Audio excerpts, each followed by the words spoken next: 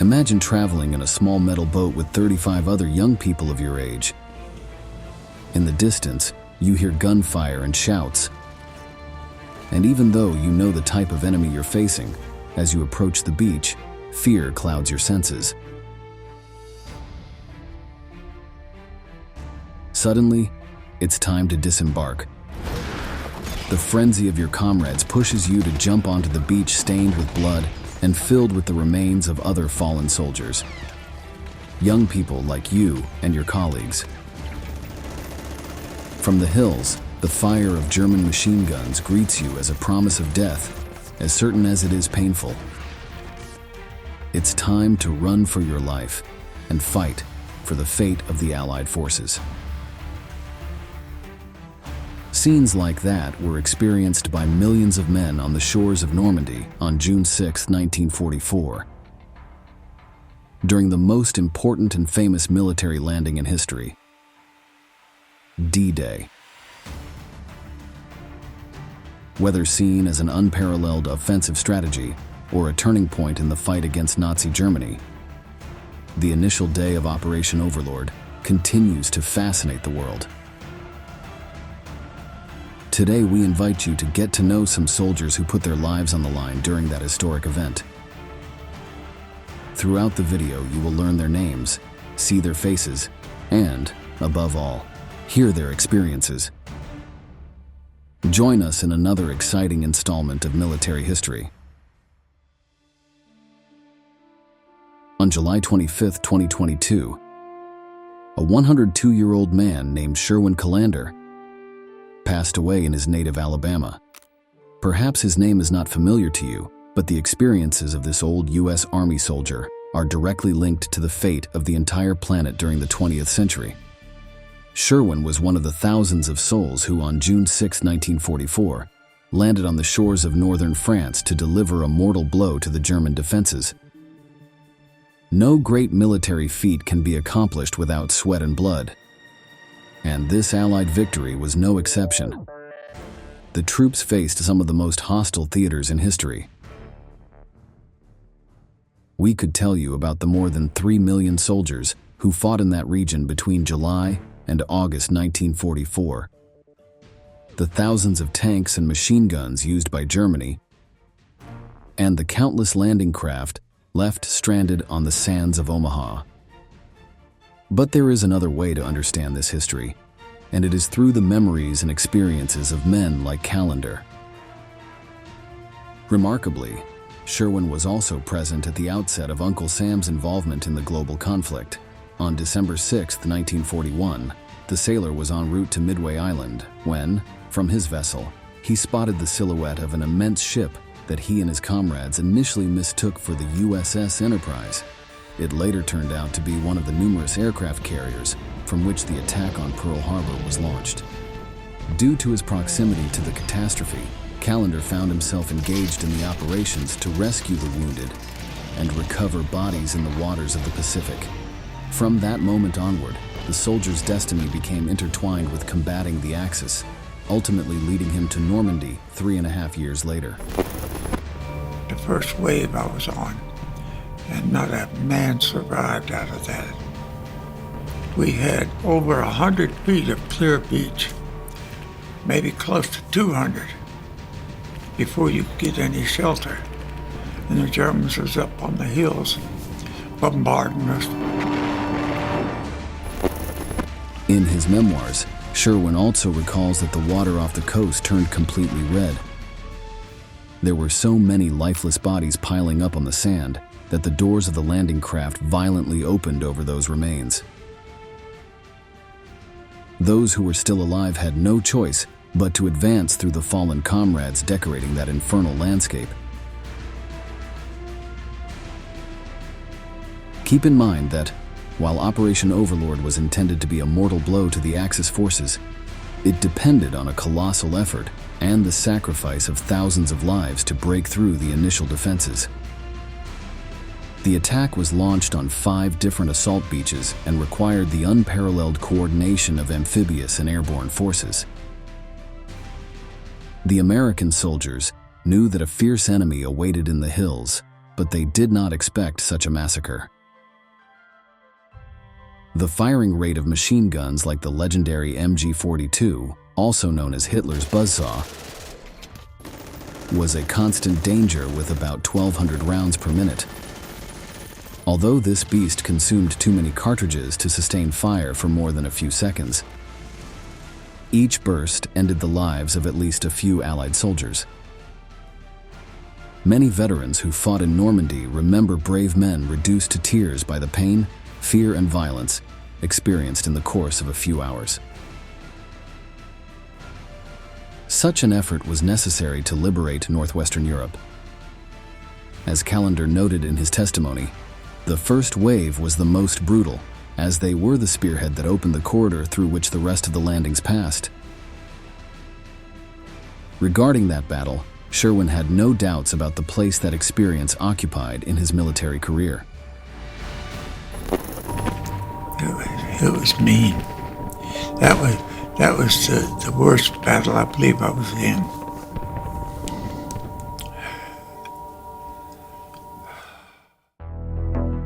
Similar story is told by Jake Larsson, the last survivor of the 135th Infantry Regiment of the U.S. Army's 34th Division.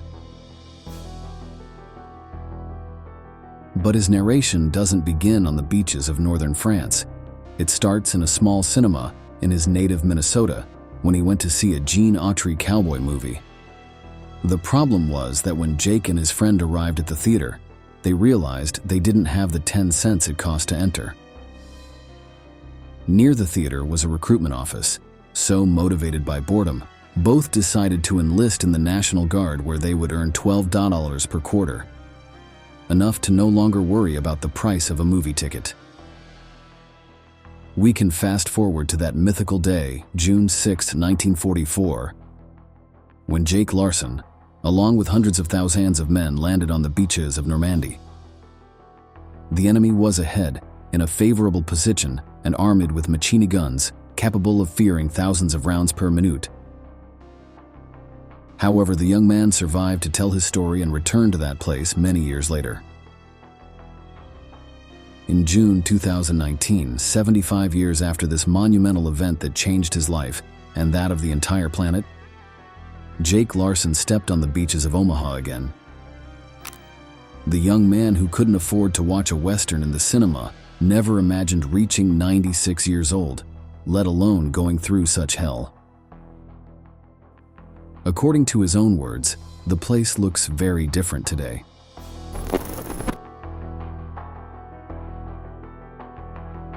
The sea here is clear.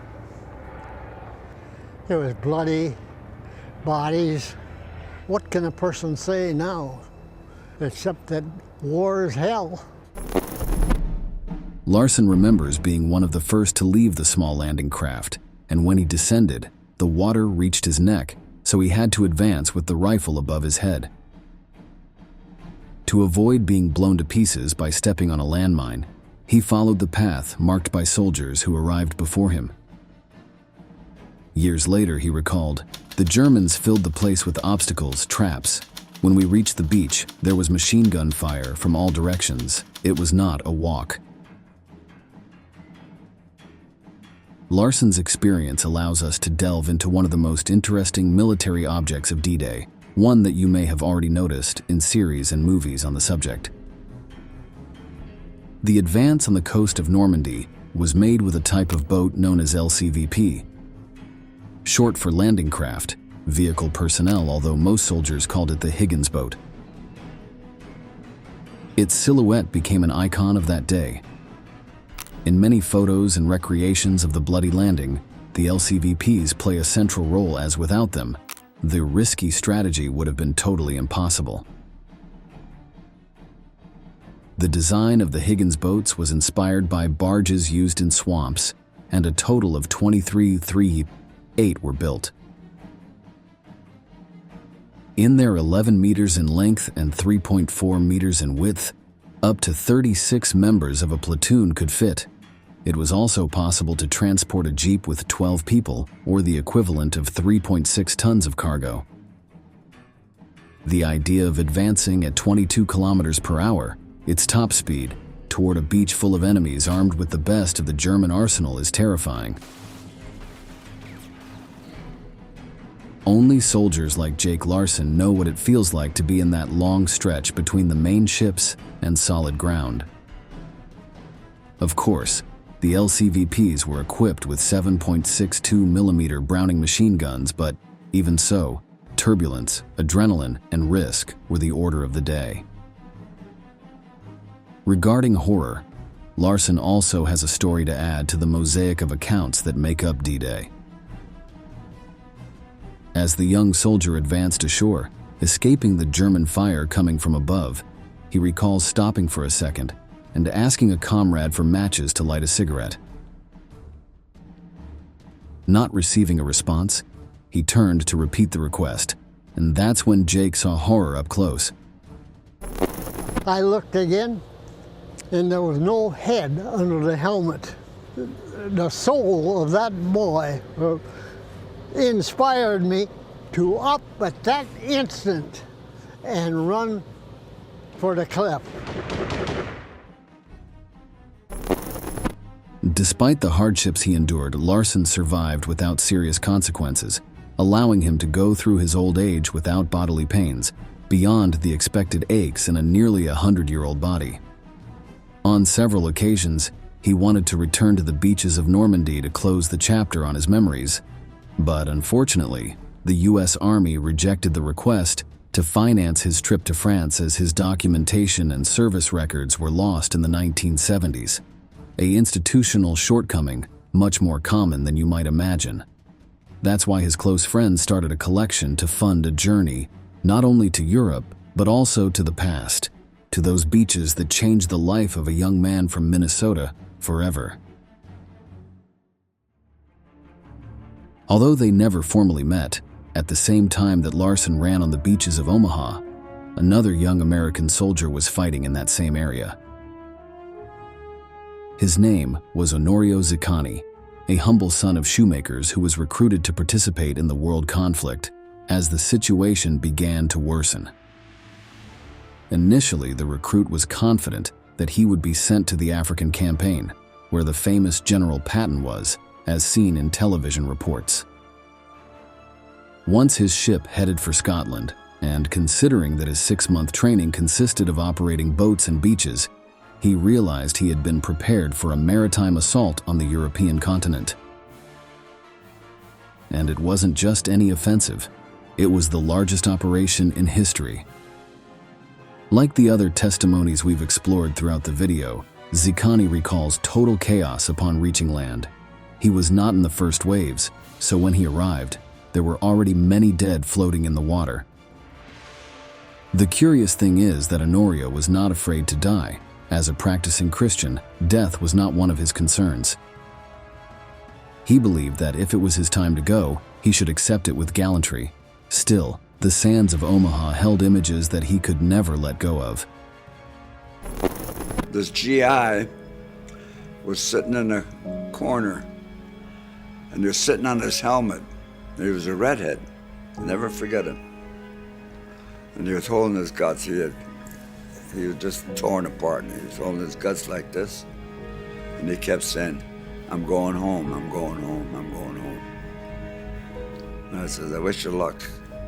I don't know if he made it or not. The difficulty of forgetting those brutal hours of the landing is very common among veterans of this battle. The passage of years can erase many things, but the psychological wounds they received in northern France left noticeable and painful scars. Men like Onorio Ziccani may forget important aspects of their past, but the faces and names of their fallen comrades on D-Day remain as clear and vivid as on June 6, 1944. Moving on to physical injuries, medical attention took a long time to be effective on the battlefield. The German fire from the hills prevented doctors from doing their job. A laceration as brutal as the one described by Onorio was impossible to address on the spot. But the fate of the young redhead had been sealed for a long time. Ziccani himself experienced the painful kiss of German projectiles. when he tried to take cover under an overturned landing craft, he was hit in the leg. Fortunately, he fully recovered, although his injuries were not properly cared for, which later complicated receiving the appropriate honors as a combat wounded veteran. There's never made a report. There's never a medical report. I didn't go to what they call sick call every morning. Now, who the hell's going to go to sick call every morning in Normandy? You know what I mean? Fortunately, the humble son of shoemakers also managed to return to the place where he experienced his greatest hardships to put an end to those experiences. In 2019, Onorio toured those beaches that had caused him so much pain in the past, now as a respected veteran and decorated with the Purple Heart, after years of fighting to have his battlefield wounds recognized. Of course, the trip to France would not have been complete without a visit to the cemetery where hundreds of young people who did not survive the confrontation rest. Zicani recognized some names written on the crosses. In his memories, they were all heroes. Wave after wave, Allied troops continued to arrive on the beaches of Normandy. Although more than 10,000 deaths were recorded on the first day, the Allied front managed to deposit 150,000 men. That far exceeded Germany's defensive capabilities. It cost a lot of blood, but the legendary landing was victorious.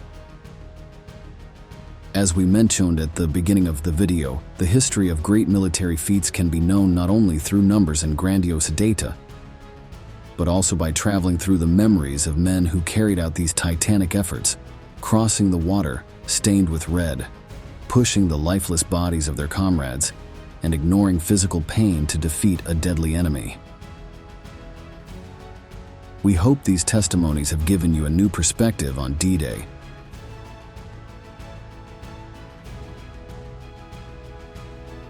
Thus, we come to the end of this installment. If you enjoy this type of content, we invite you to subscribe and activate notifications to stay informed about new episodes like this. Without further ado, we bid you farewell until the next installment of Military History. Thank you for joining us.